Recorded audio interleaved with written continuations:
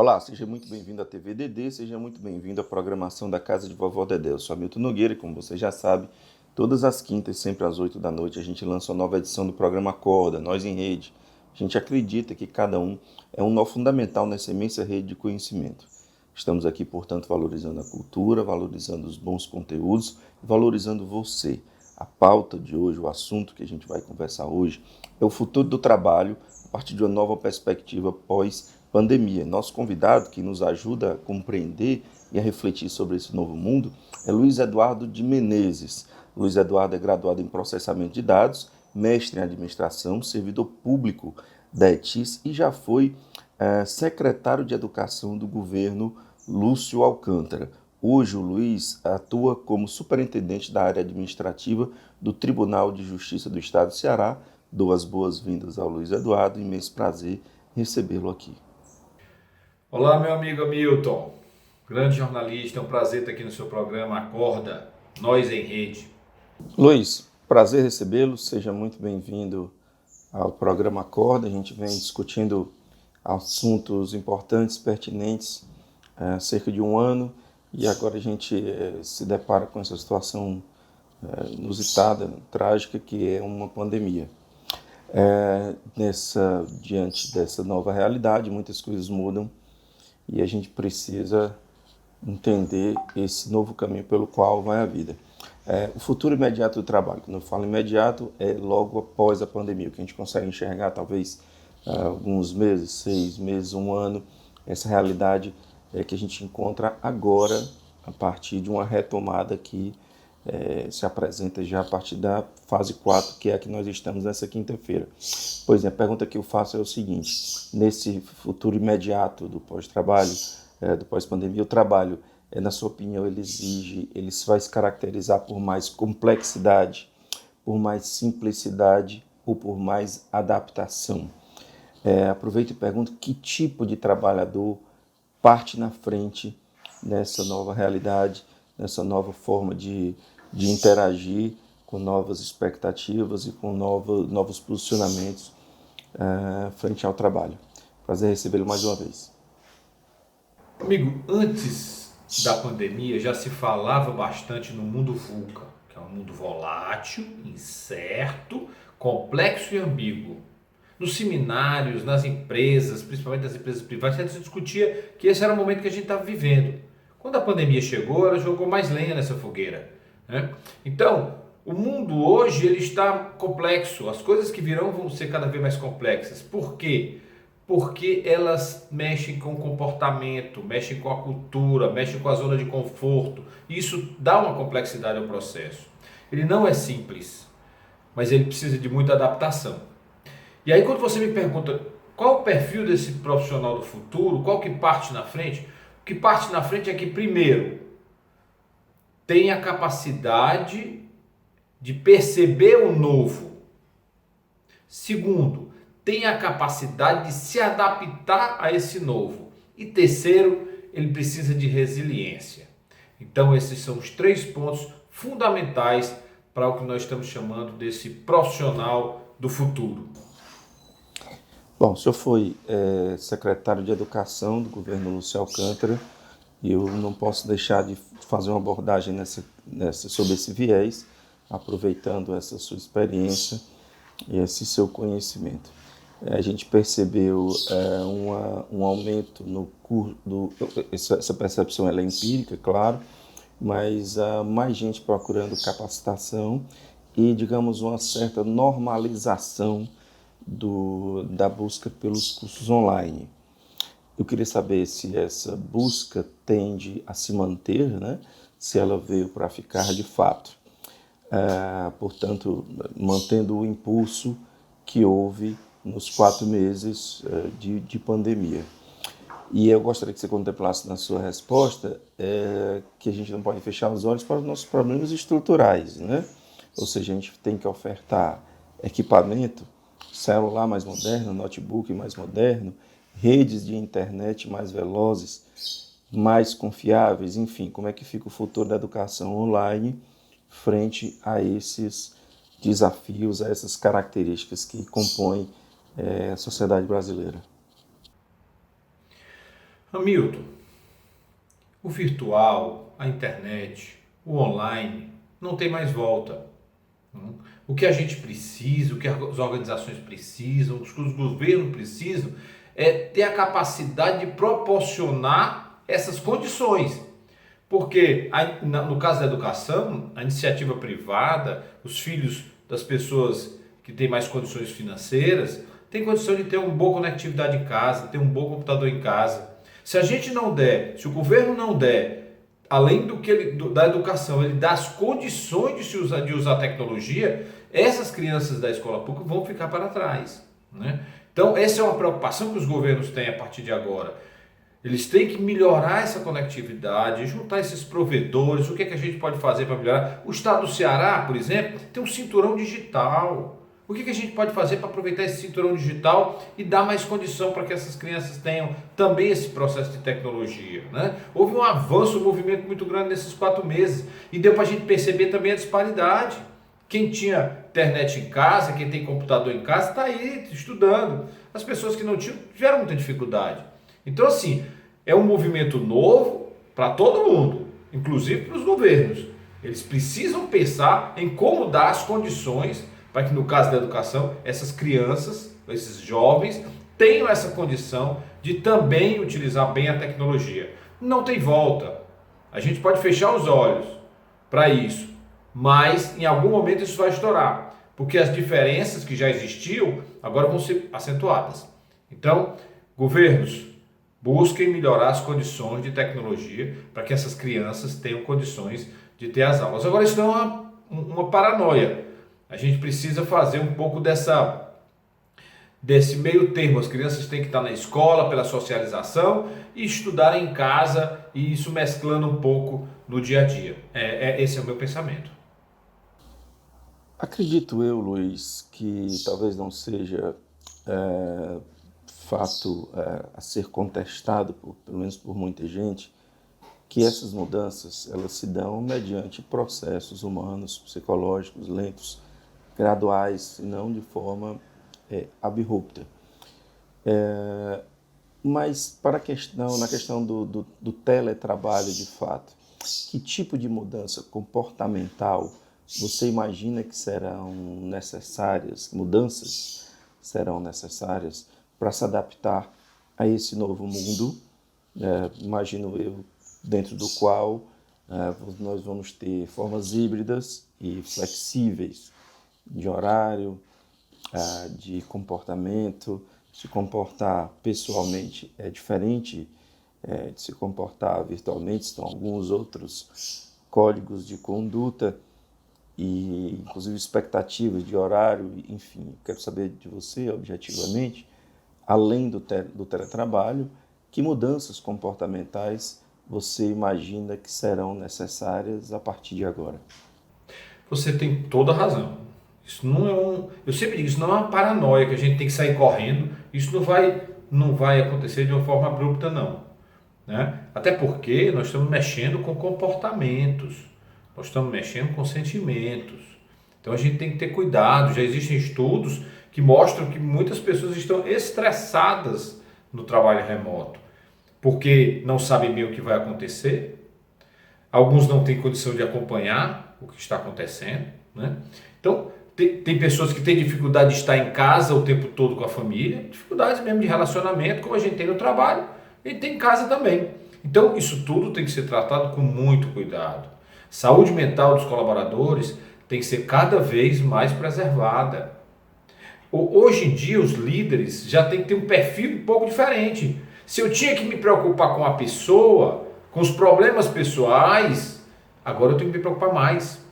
Porque os problemas que ele eventualmente deixava em casa e ia para o trabalho, agora ele está em casa, né? Então, tudo isso tem que ser bem tratado, tudo isso tem que ser bem conversado, né? Então, as empresas que têm unidades, por exemplo, de acompanhamento de saúde, precisam estar olhando para isso, precisa ter pesquisa, precisa acompanhar, porque isso está acontecendo, não é que vai acontecer não. Algumas pessoas estão passando por problemas de estresse por essa grande mudança. E a gente sabe que tudo isso também vai mudar, né? não só a forma de emprego, mas a quantidade de empregos, os tipos de empregos, né? Então, algumas pessoas que vão ter dificuldade de trabalhar remoto, por exemplo, né, vão ter dificuldade de empregabilidade. Então, isso tudo tem que ter muito cuidado, isso tem que acompanhar de perto. A pandemia, principalmente na questão dentro do trabalho, do comportamento, nos controles, nas expectativas de empregadores e de empregados, expôs uma série de novas questões para as quais a gente não estava preparado e se deparando com novas realidades, né? Reuniões e horários e não ter mais o trajeto, enfim. Isso eu imagino que mexa também com o ordenamento jurídico.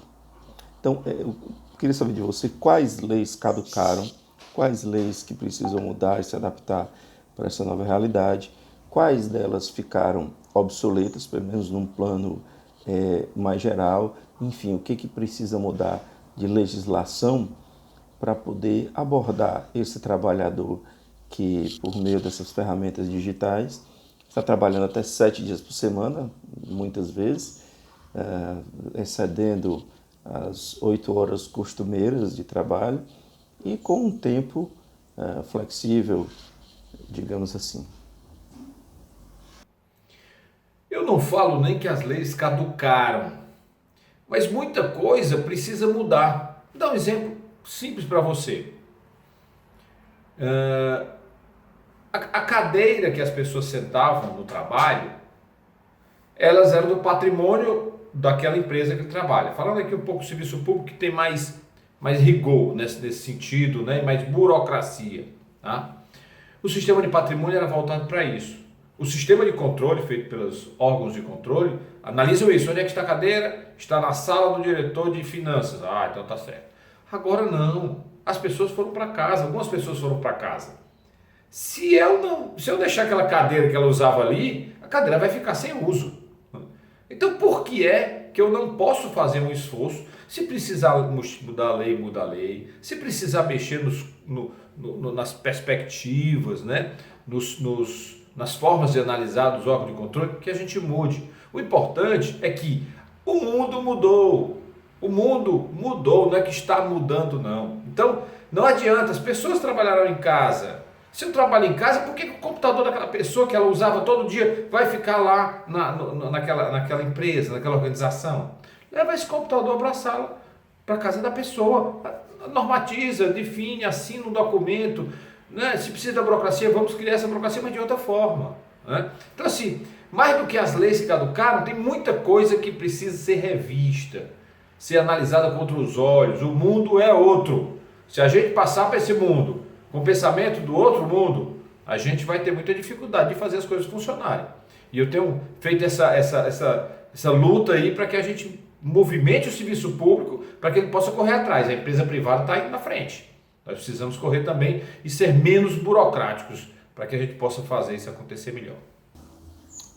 Luiz, o mundo convencionou as pessoas se encontrarem em determinado lugar para exercer algum determinado tipo de ofício, de trabalho. Imagino eu que, em alguma medida, pela questão do controle da produtividade. Está ali, sob controle de um chefe, que vai exigir respostas, que vai exigir a produtividade em determinado tempo, julgando quem é bom, quem é ruim, quem faz quem faz além do determinado, do esperado.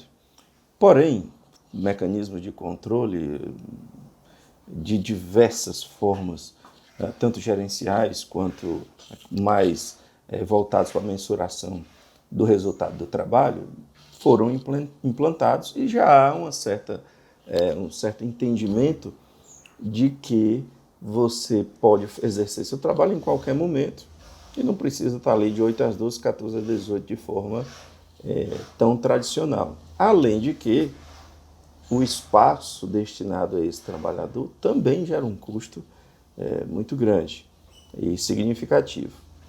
Enfim, eu quero saber o que já se pode falar a respeito de produtividade presencial versus produtividade remota?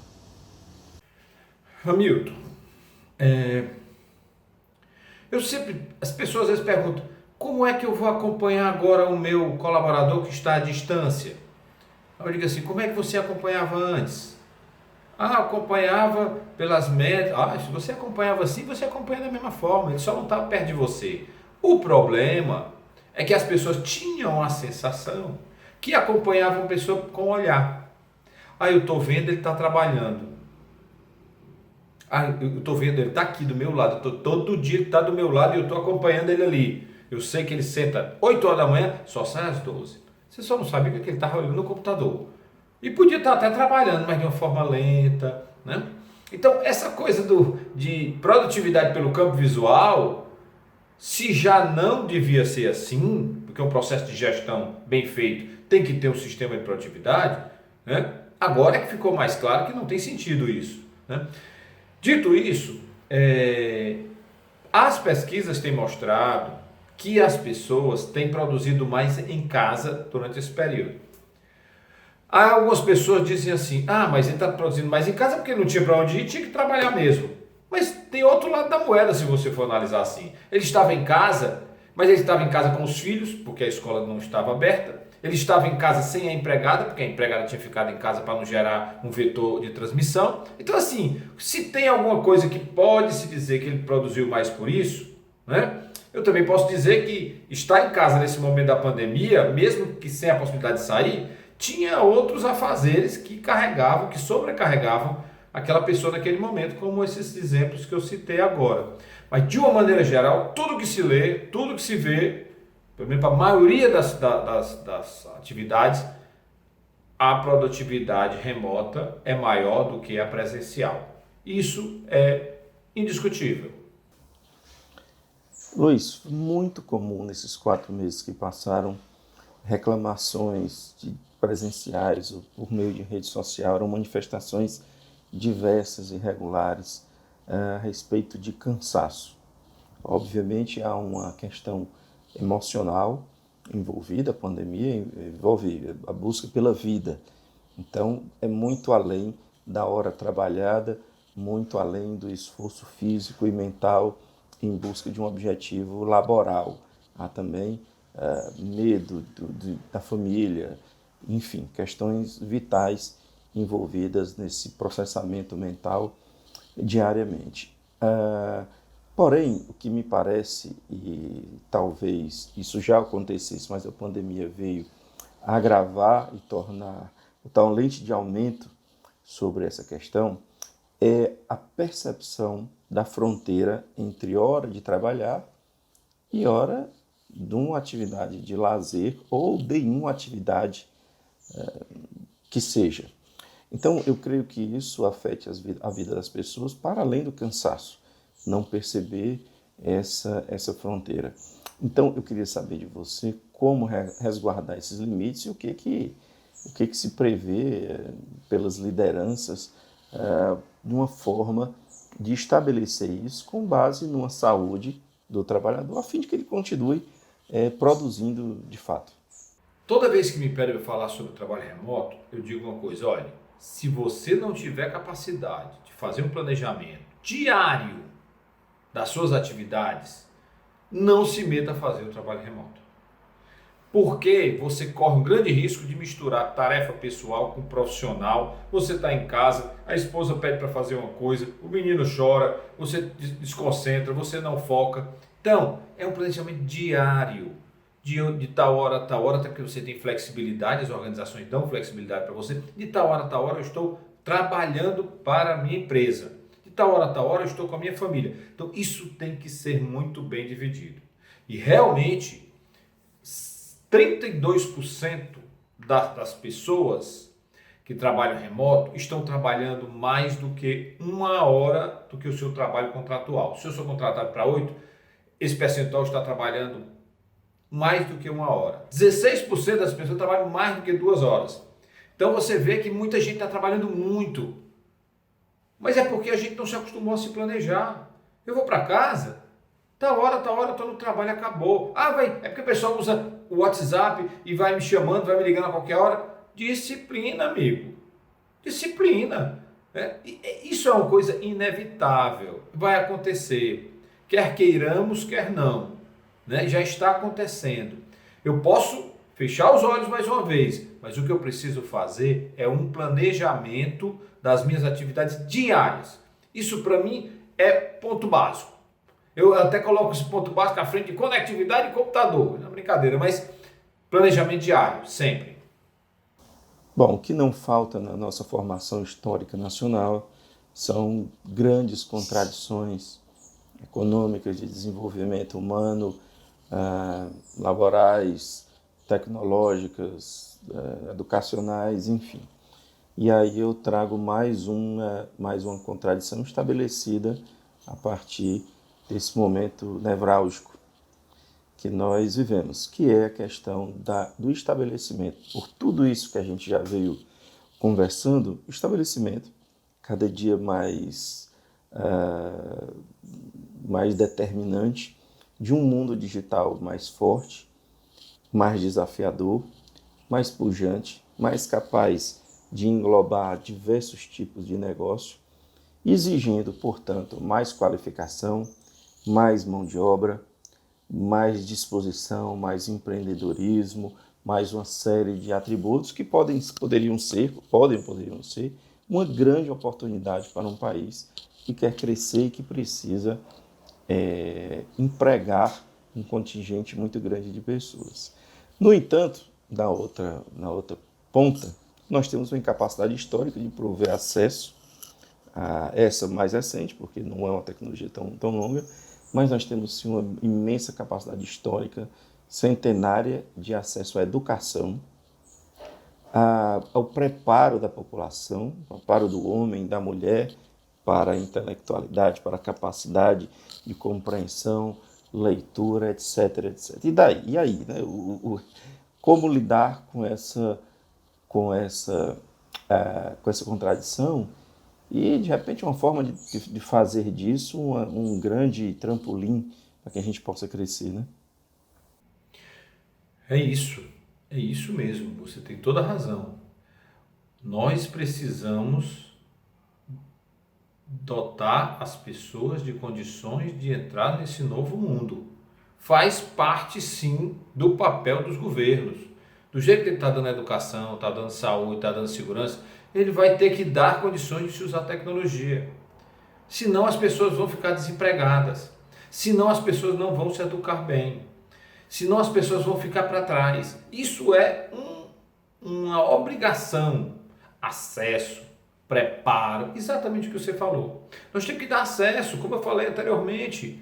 Conectividade, vamos melhorar a conectividade das casas dessas pessoas. Vamos preparar essas pessoas. O que a gente precisa fazer para que essas crianças utilizem bem? Esses meninos já sabem mexer bem no computador, faz tudo que você imaginar. Agora, eles precisam de comportamento. Ele precisa de se disciplinar para estar na frente daquele computador que não vai estar mais brincando, vai estar estudando. Ele precisa de concentração. Tudo isso faz parte do processo de educação. Tudo isso faz parte do preparo. Mas os governos têm sim, e eu insisto nisso, que dar as condições para que as pessoas consigam evoluir nesse mundo novo. Tá? Por último, Luiz, agradecendo imensamente a sua participação, me despedindo e deixando aqui uma última pergunta a respeito de uma fatia, de um percentual da vida da sociedade brasileira, que é o trabalho no serviço público. Serviço que a gente precisa e que durante muitas décadas foi alvo de muita crítica, mas que já há muitos avanços inegáveis, e a gente precisa, assim como toda a sociedade, de investimentos e serviços cada vez mais digitais, ali à altura do app, à distância do app, para que a gente possa ter velocidade e atender mais pessoas sem demandar tanto tempo e tanta burocracia. Isso é, inclusive, mais seguro e mais barato, mais eficaz, né? Então, o que eu lhe pergunto é o seguinte, em relação a serviços do serviço público, né? Atividades do serviço público se comparado com as atividades do serviço privado, do setor privado. Como é que está essa relação, né, em termos de maturidade e disponibilidade para o trabalho digital? Como é que vocês estão agindo? O que se vislumbra nesse universo? E, além disso, eu queria também saber, eu vi que você citou numa frase, eu achei muito interessante, que o serviço público precisa abordar as questões, abre aspas, de uma forma a não parecer apenas moderninho, não apenas para parecer moderninho, essa é a frase, fecha aspas, ou seja, não é uma questão de estética, de estar todo mundo fazendo, eu vou fazer também. Então eu queria saber como é que isso está sendo abordado. Meu amigo, teria tudo para que o serviço público e a iniciativa privada tivessem juntos, cabeça a cabeça. Mas o empresário, ele pode comprar um computador que ele quiser, botar onde ele quiser, né? Porque se não for proibido, ele pode fazer. No serviço público, não, nós temos que ter alguns cuidados, nós usamos o dinheiro público. Então existem regras, existem leis. Então, assim, eu só posso comprar aquele computador que está no edital, eu não posso colocar esse computador em qualquer canto, então. Mas muita coisa pode ser feita. A gente precisa usar criatividade, a gente precisa de ousadia, a gente precisa de coragem. No serviço público, não que a gente vai sair quebrando as regras, porque depois a gente vai ter problema com os tribunais. Claro que não. Não é isso que eu estou pregando. Eu estou pregando que a gente precisa usar a criatividade. E é nessa criatividade que a gente pode evoluir, né? No serviço público aqui, puxando um pouco para a minha área. Porque no Tribunal de Justiça, que está sendo presidido pelo desembargador Washington, um magistrado com grandes características de gestor, um líder na instituição, nós fizemos muita coisa. Nós estamos fazendo muita coisa.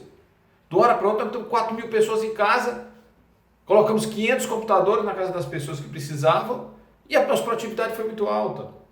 E isso, essa palavra moderninho é muito interessante, porque foi usado pela Vládia, secretária de Gestão de Pessoas. O que nós queremos fazer não é ser só moderninho, não. Nós queremos produzir mais. Nós queremos que a justiça seja mais célere, que a justiça seja mais produtiva. E é isso que nós estamos buscando. E é isso que todo o serviço público tem que buscar. Te agradecer por essa oportunidade e dizer que eu estou à sua disposição. No dia que você quiser conversar sobre o que você quiser conversar e eu tiver competência, estarei aqui. Um abraço, felicidade. Luiz, eu quero agradecer imensamente a sua participação, que eu considero muito elucidativa, na primeira vez que a gente conversa, que a gente trata de assuntos de forma pública, por meio de entrevistas. Então, sempre um prazer, de fato, contar com você.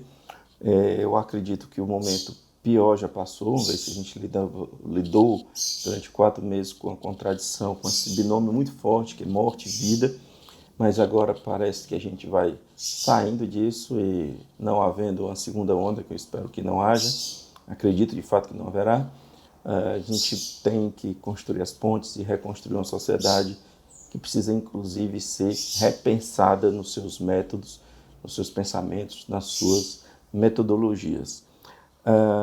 Quero agradecer também você que nos acompanha, lembrando que todas as quintas, sempre às 8 da noite, a gente está aqui no canal da TV DD no YouTube, discutindo seriamente sobre assuntos importantes que fazem diferença no nosso dia a dia. Portanto, conto com a sua audiência a partir dessa quinta, todas as quintas, a partir das 8 horas. Grande abraço, muito obrigado e até lá.